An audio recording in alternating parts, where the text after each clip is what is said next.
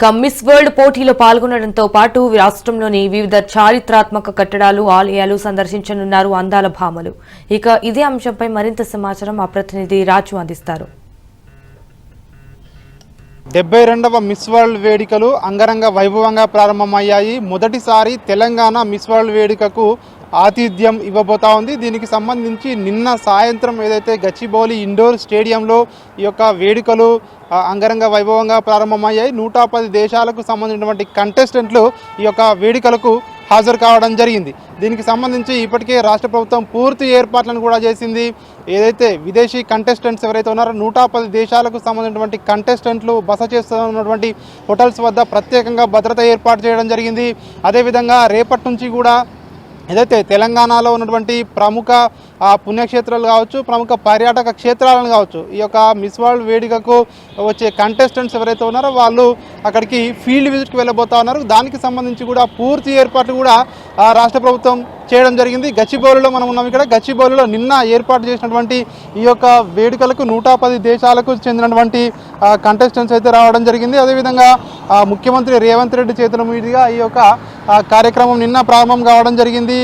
మే 31వ తేదీన ఫైనల్స్ హైటెక్స్లో జరుగుతాయని చెప్పి ఇప్పటికే నిర్వాహకులు వెల్లడించడం జరిగింది. రేపటి నుంచి కూడా మనం చూసుకున్నట్టయితే మే 12వ తేదీన బౌద్ధ ఆధ్యాత్మిక యాత్ర చేయబోతా ఉన్నారు. నాగార్జున సాగర్లో ఉన్నటువంటి బుద్ధవనంకు ఆసియాకు చెందినటువంటి 28 మంది మిస్ వరల్డ్ కంటెస్టెంట్స్ అక్కడికి బౌద్ధ థీమ్ పార్కును సందర్శిస్తారని చెప్పి కూడా ఇప్పటికే నిర్వాహకులు వెల్లడించడం జరిగింది.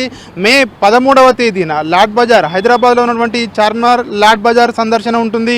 అక్కడ హెరిటేజ్ వాక్ ఉంటుందని చెప్పి చెప్తా ఉన్నారు.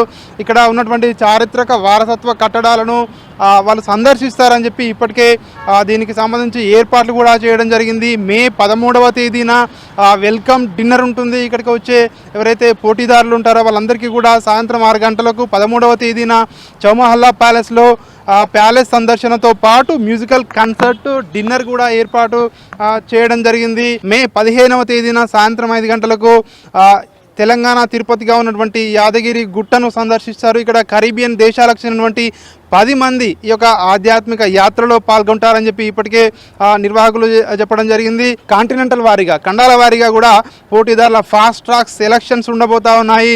అదేవిధంగా మే 17వ తేదీన అంటే ముందస్తుగా ఏదైతే ఐపీఎల్ షెడ్యూల్ ఉండిందో ఇప్పటికీ పోస్ట్ పోన్ కాకముందుకు ఉన్నటువంటి షెడ్యూల్ ప్రకారం మే 21వ తేదీన రాజీవ్ గాంధీ ఇంటర్నేషనల్ స్టేడియంలో అక్కడ క్రికెట్ ఆడే దేశాలు ఏవైతే ఉన్నాయో ఆ 20 మంది పోటీదారులు కూడా ఉప్పల్ స్టేడియంలో వాళ్ళు అక్కడ సందడి చేస్తారని చెప్పి ఇప్పటికే నిర్వాహకులు వెల్లడించడం జరిగింది.